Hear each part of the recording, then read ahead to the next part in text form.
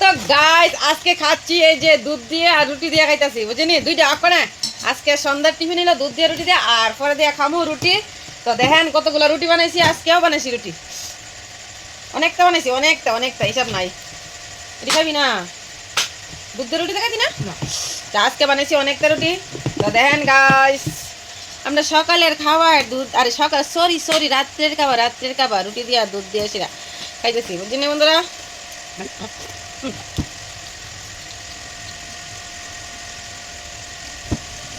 মাছ ইংরেজি খাই বলি